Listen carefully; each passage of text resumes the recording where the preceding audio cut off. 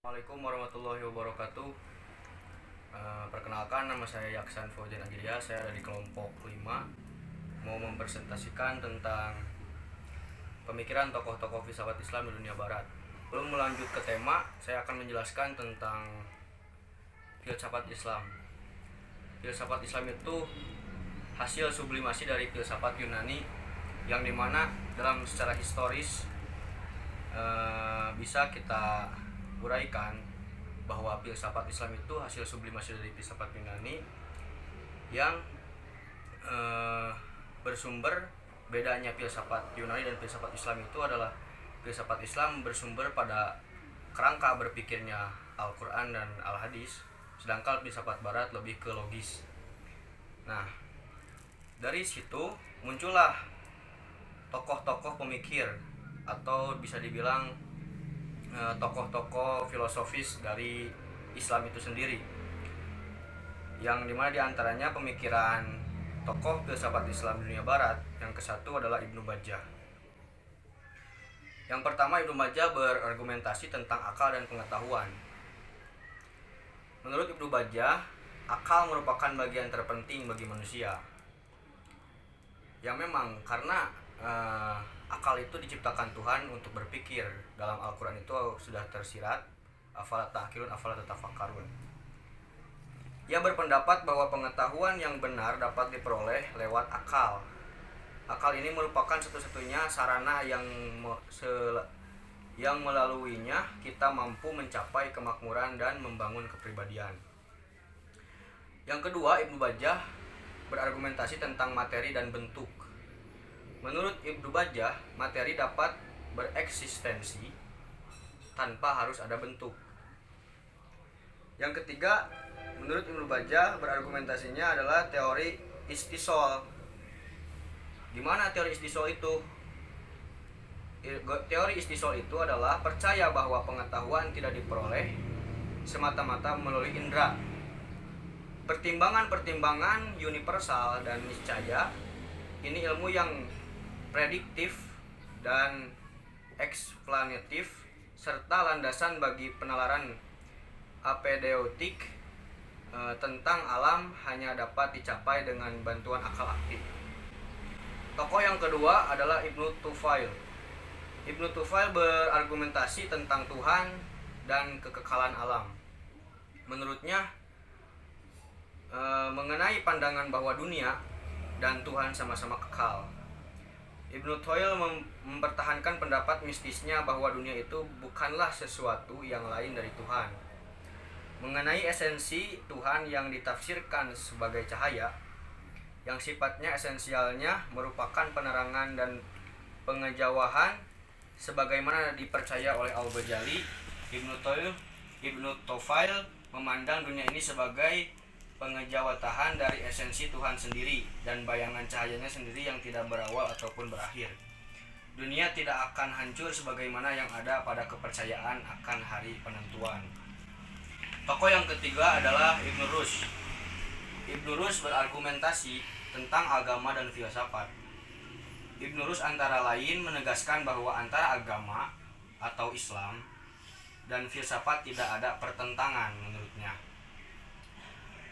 Terus argumentasi tentang kodimnya alam, bahwa alam diciptakan Tuhan bukanlah dari tiada atau al-adam, tetapi dari sesuatu yang telah ada. Jadi dunia ini diciptakan itu bukan dari sesuatu yang tidak ada, tapi dunia ini diciptakan dari sesuatu yang ada. Kebangkitan jasmani, argumentasi yang ketiga dari Ibnu Rushd. Sebagaimana tidur, jiwa tetap hidup. Begitu pula ketika manusia mati, badan hancur, jiwa tetap hidup, dan jiwalah yang akan dibangkitkan. Poin kedua yaitu hubungan pemikiran Al-Farabi, Al-Ghazali, dan Ar-Razi dengan pemikiran filsuf Islam di Barat.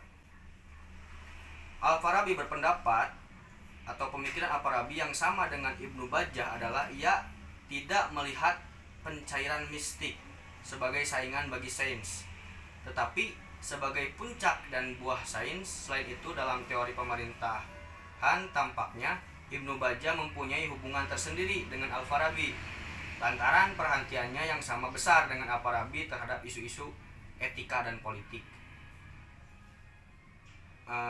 Terus menurut Al-Ghazali menyerang argumen para filsuf Yunani ya. Di sini yang dikatakan Al-Ghazali itu Imam Al-Ghazali ya, Hujjatul Islam.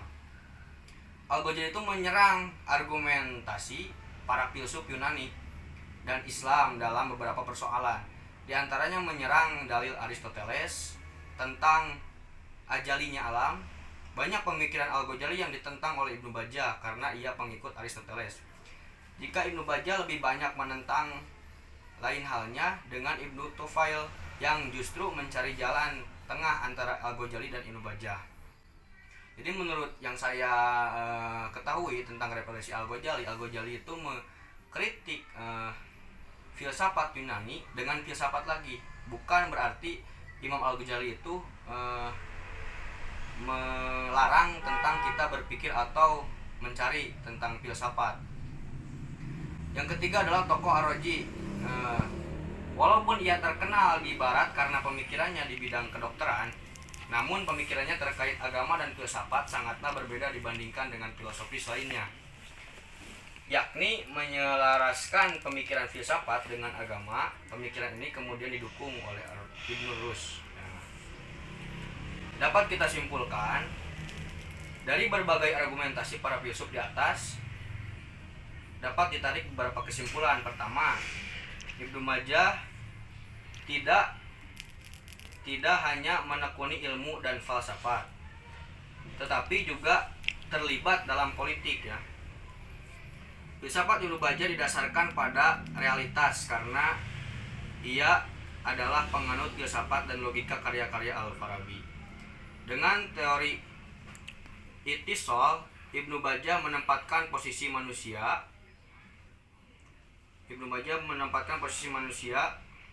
pada tataran spiritual yang tinggi dan juga pencapaian dengan bantuan akal aktif apabila ingin memperoleh pengetahuan bahwa hanya semata-mata melekat indera. Yang kedua, selanjutnya Ibnu Tufail. Ia berupaya menyelaraskan antara agama dan filsafat. Terus selanjutnya dalam melawan Al-Ghazali dan mengubah tasawuf menjadi rasionalisme. Adapun sebagai seorang ahli tasawuf, dia memihak Al-Ghazali dalam melawan Ibnu Bajjah dan mengubah rasionalisme menjadi tasawuf. Ketiga, kemudian Ibn Rushd, ia berusaha mendamaikan kontradiksi antara filsafat dan agama. Mungkin sekian dari saya dan kelompok 5. Mohon maaf apabila banyak kesalahan. Kalau misalkan mau bertanya, silahkan komen di bawah. Terima kasih. Wallahu muwaffiq. Wassalamualaikum warahmatullahi wabarakatuh.